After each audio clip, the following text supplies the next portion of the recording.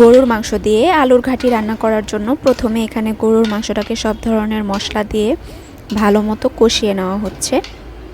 গরুর মাংসটাকে যত কষানো যাবে তত কিন্তু খেতে অনেক মজা হবে। তো এই মাংসটাকে অনেকক্ষণ ধরেই কষানো হচ্ছিল, একদম তেল মশলা দিয়ে। দেখুন কালারটা কিন্তু খুব সুন্দর হয়েছে।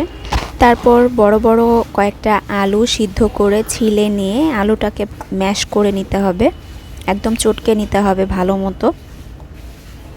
তো এখানে চটকানো হচ্ছে আলুগুলো। আলুর ঘাটি দিয়ে গরুর মাংস এই খাবারটা মূলত উত্তরবঙ্গের বগুড়াতে এই খাবারটা বেশি প্রচলিত এবং জনপ্রিয়, তাদের ঐতিহ্যবাহী খাবারের মধ্যে এটা পড়ে। যদিও আমরাও উত্তরবঙ্গের ময়মনসিংহ শেরপুরের, কিন্তু আমরা কখনো এটা খাইনি, কিন্তু একবার ট্রাই করে দেখাই যায়, সেজন্যই বানাচ্ছি।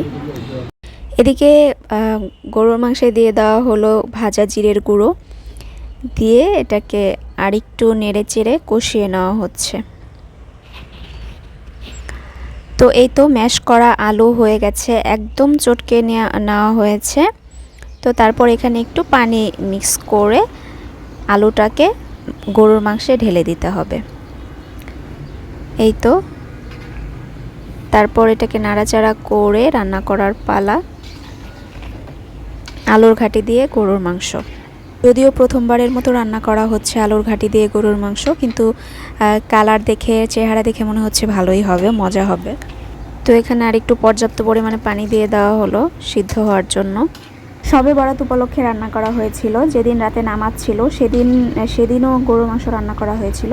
তবে এটা হচ্ছে তার পরের দিন, মানে পরের দিন, এটা দিবাগত আর কি, দিনের বেলা যে শবে বরাতটা ছিল সেদিন রান্না করা হয়েছিল। তো খেতে অনেক মজাই হয়েছিল। আপনারা ওইভাবে একবার ট্রাই করে দেখতে পারেন, আশা করছি ভালো লাগবে। তো সবাই অনেক অনেক ভালো থাকবে।